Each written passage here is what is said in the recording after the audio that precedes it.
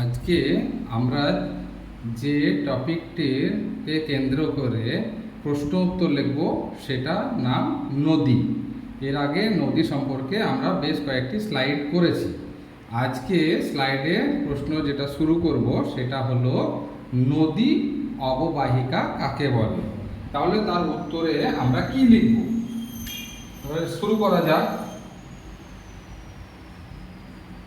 নদী তার শাখা নদী ও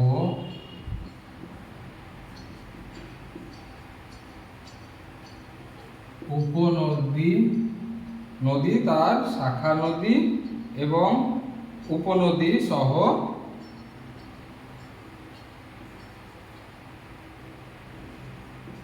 উৎস থেকে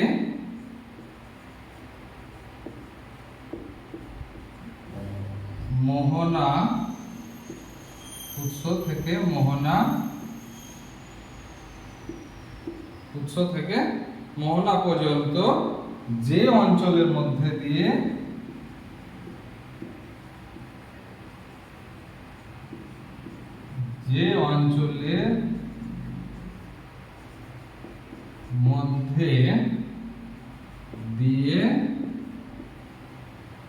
প্রবাহিত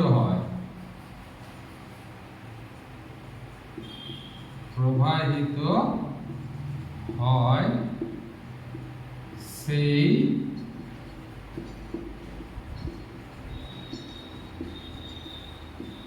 বিস্তীর্ণ ভূমি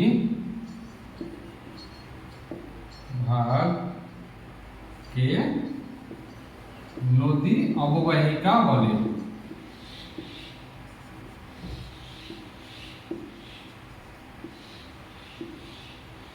নদী অববাহিকা বলে। বোঝা গেল? নদী তার শাখা নদী ও উপনদী সহ উৎস থেকে মোহনা পর্যন্ত যে অঞ্চলের মধ্যে দিয়ে প্রবাহিত হয় সেই বিস্তীর্ণ ভূমিভাগকে নদী অববাহিকা বলে। এটা গেল আমাদের প্রথম প্রশ্ন।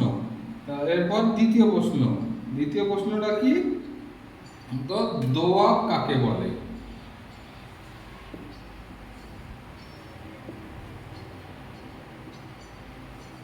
দোয়াব কাকে বলে?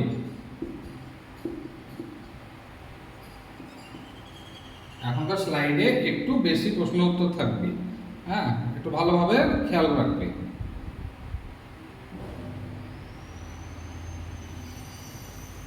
একই নদী অববাহিকার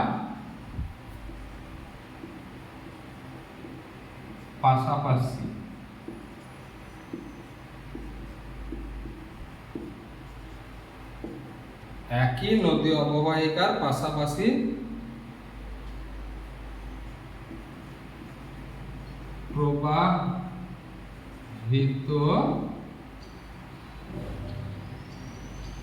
প্রবাহিত দুটি নদীর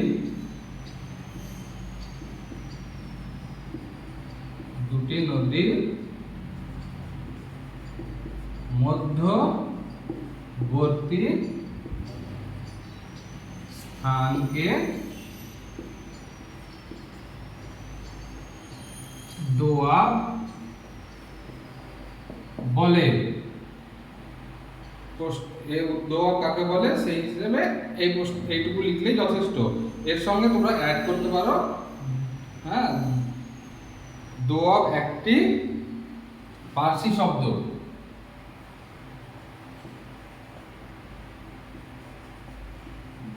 দোয়াব একটি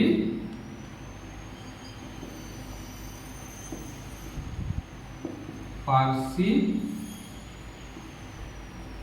শব্দ যার অর্থ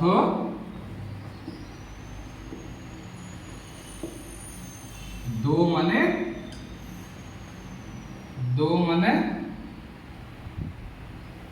দুই আর আব মানে জল, 2 আর আবের অর্থ হচ্ছে জল বা নদী, জল বা নদী। এটা লিখলে প্রশ্নটা উত্তর পুরোপুরি কমপ্লিট হয়। আশা করি বোঝা গেল। এরপরে আমরা স্লাইডটাকে আরেকটু বাড়াবো, আজকে আরো একটি প্রশ্ন এর সঙ্গে জুড়ে দেব।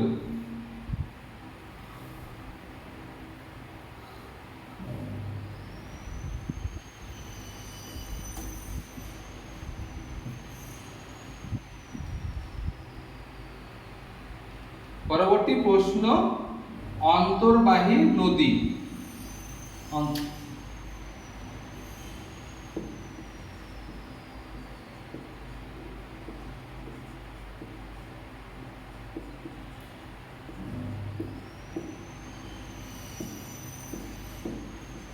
অন্তর্বাহিনী নদী,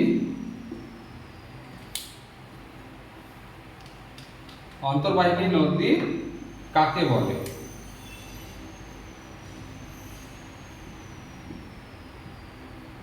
তাহলে এর উত্তরে আমরা কি লিখবো? অন্তর্বাহিনী নদী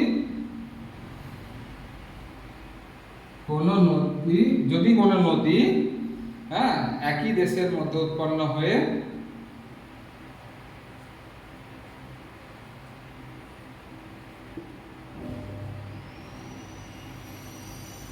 যে নদী কোন দেশের মধ্যে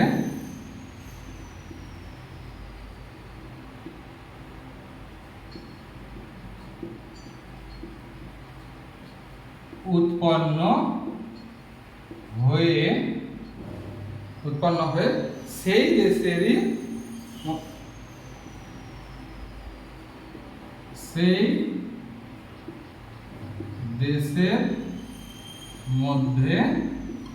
সেই দেশের মধ্যে কোন হ্রদ বা জলাশয়ে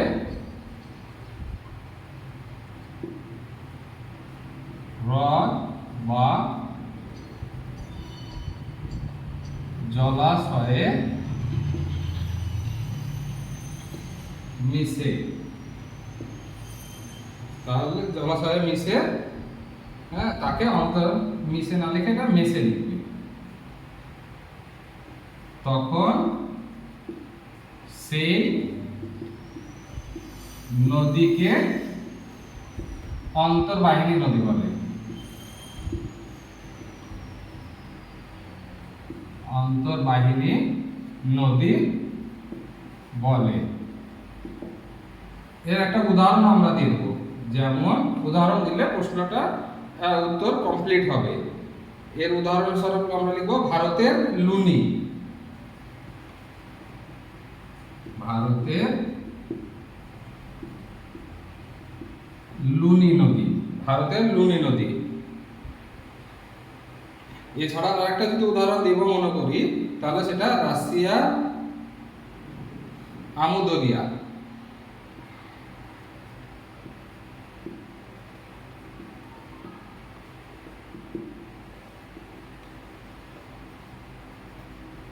রাশিয়ার আমুদরিয়া, এটা আর একটা উদাহরণ। এই গেল আমাদের অন্তর্বাহিনী নদী। এরপর আর একটা প্রশ্ন হচ্ছে আন্তর্জাতিক নদী।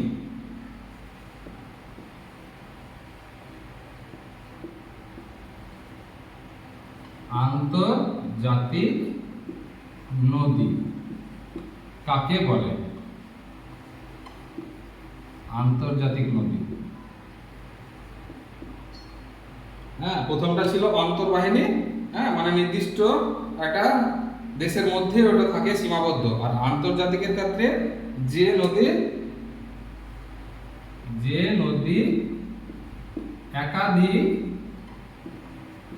একাধিক দেশের মধ্য দিয়ে প্রবাহিত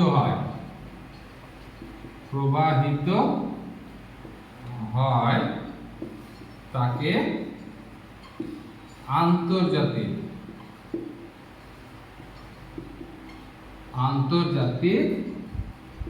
নদী বলে।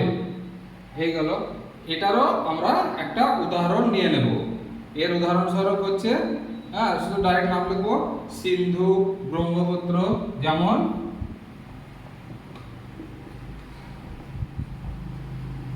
সিন্ধু, ব্রহ্মপুত্র ইত্যাদি আরো অনেক আছে। তাহলে এই দুটো উদাহরণও আমরা দিয়ে রাখলাম।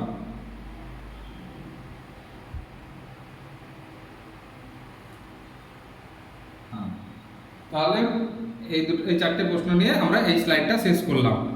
আরো অনেক প্রশ্ন নিয়ে পরবর্তী স্লাইডে আসবো।